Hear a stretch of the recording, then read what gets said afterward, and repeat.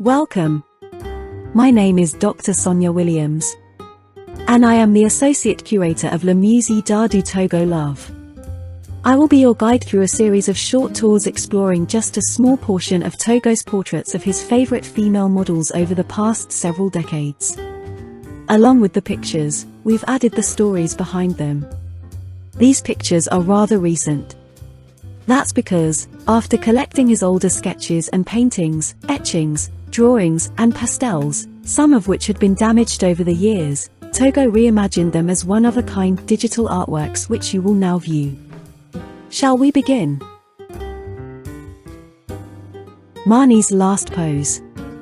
In the 1950s and 60s, Mani's father was a well-known gangster in London who had owned many clubs, ran prostitution and gambling houses and, of course, sold drugs. When she was 17, he disappeared and word on the street inferred he was at the bottom of the Thames. Mani and her mother were on their own since he had left them penniless. By then, he had lost all of his income mostly on dog racing. It was no secret he had owed every other gangster in town. One of his underlings offered Mani a job as a prostitute to make ends meet. And her mother virtually pushed her into it. As the gangster's wife was used to a certain way of living, naturally, she hated to lose it. Togo not only paid Mani to pose, but he tried to steer her into a different direction. A friend of his was a modeling agent in fashion magazines and he signed her on. Mani became very successful and posed in various high-class magazines and even managed to shoot a few covers. She was about to enter the legitimate film business and her agent had even lined up a few lucrative commercials. But her father's underworld pals caught up with her and forced her to pay his debts.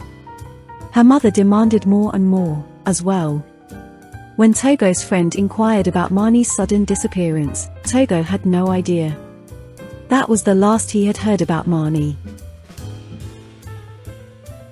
And Friday, 4:30 a.m. As is evident in this picture, Anne was preparing for hours of hard work ahead in the studio. Not really. Togo got fed up with her laziness. He saw she had to be on drugs of some sort. Still, unlike most of his models, Anne was available late at night on Fridays. So he managed to draw her, as is, in order to complete a series in homage to the working girls of Dega and Toulouse-Lautrec, and Rodin, and Klimt, and, of course, Sheila. The Big Decline. As explained in depth in Volume 1, Tori was a fragile young woman who had suffered from mental illness that grew worse during the short time Togo had known her. She had become unbearable to live with, often bursting into loud swearing, leading to physical rage against Togo, as well as tearing apart his studio and ruining a great deal of his work. For the sake of both his and her sanity, Togo left the relationship. Years later, he had heard that Tori's wealthy parents were both jailed due to embezzlement and other charges and Tori was left alone. Eventually, she suffered a nervous breakdown and was near catatonic when she was institutionalized in the notorious Pilgrim State Mental Hospital on Long Island, where she died at the age of 32. Yes, the young couple had only known each other for a few weeks, but, through the years, could Togo have done something to help the girl in some way? That question still preys on his thoughts to this day. He recently reworked this portrait of Tori in remembrance of her. Lydia. She was a friend of a friend Togo had met during the first week he had been released from prison. She had helped him to set up a studio in Montmartre. Lydia may have even been his first model, and perhaps lover, when he first re-entered the world outside the walls. She stayed in touch with him until she married and left for Canada in the early 1990s. A fine example. This portrait is simply based on a photograph of a model in a men's magazine. During his time in prison, Togo used such photos, not only to keep himself occupied, but to offer his finished endeavors as gifts to his fellow prisoners. It wasn't long before many cells were decorated with his colorful works. Even the guards would ask for their favorite girls in the nudies to get the royal treatment from a real artist behind bars. One day, one of the louder inmates grabbed a similar work as seen here and bellowed, Now that is a fine example of French womanhood. From then on, the phrase became a favorite among the prisoners whenever they'd receive their own handmade pin-up of a beautiful woman. Real art signed by a real artist. Being Parisians, they thought of themselves as being a bit more cultured than the usual riffraff found in prisons around the world. Naturally, Togo was no fool. His talent made life for him during incarceration a bit easier as he counted the days until freedom. Billy's stepsister. As is evident in this model's demeanor, Togo must have wanted to portray her personality in one sitting. He only remembers her to be a pain in the ass, a loudmouth and totally ignorant about art, and yet she insisted on posing. He can't remember her name, nor even Billy, who may have been a fellow inmate he had met after both were freed from prison. When biology students experiment. This picture was based upon a spur-of-the-moment improvisation wherein two models, who were actually university science students, began to get a bit frisky and their posing went way beyond professional standards. As the two made passionate love, Togo just continued to sketch, and this is a result. At the time, he believed he had been spiritually channeled by the master Auguste Rodin, another cunning old libertine who had transformed voyeurism into sublime artistry. The Farmer's Daughters. Togo has admitted that there was no real story behind this picture. The models were not farmers' daughters, but mother and daughter who had lived above his studio in Paris. One day they thought it would be a lark to pose nude for the artist. Somehow he had envisioned them as farmers' daughters. Actually, the mother was the widow of a wealthy publisher of popular risque magazines. Togo had painted more pictures of the pair and each separately, but except for this partial portrayal, all are now lost. Barbara 76.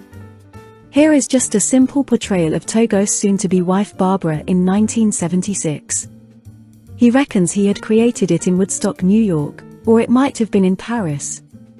Or in any of a dozen places, since at that time, the young amorous couple were barely out of each other's sight. Ghost. Veronica's short life has been chronicled to some extent throughout this series. The young model died from kidney failure at age 23. However, this picture is not an image of her in life, but in the afterlife as a spectre that has perpetually haunted the artist.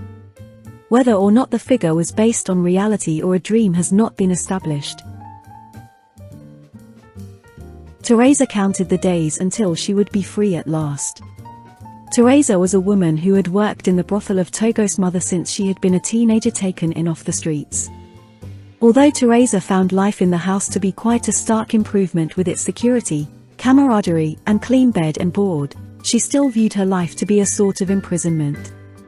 She did not spend her money on clothes or drink, but saved every penny to be able to one day leave and invent a whole new life for herself. It is a dream that is quite common in a house of ill repute.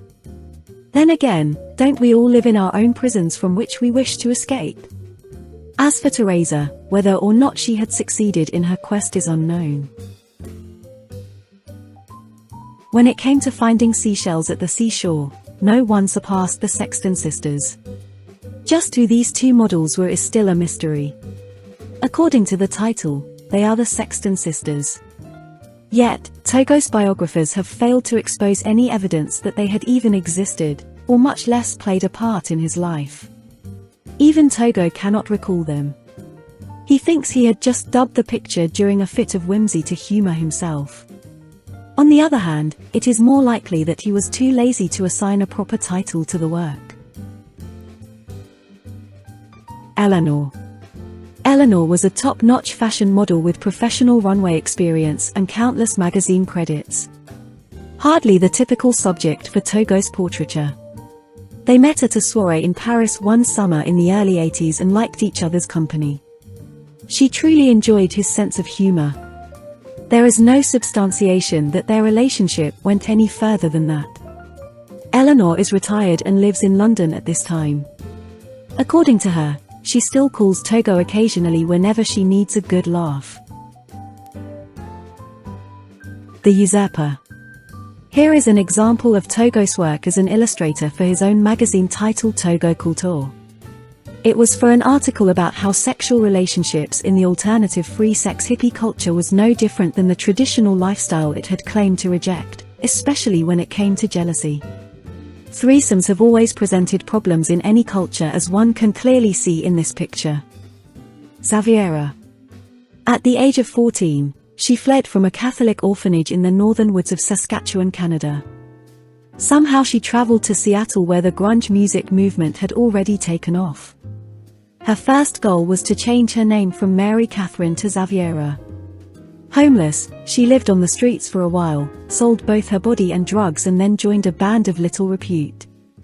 She thrashed around a bit more until, somehow, she made it to New York City. That's where she met Togo at an opening of his work in a Soho art gallery.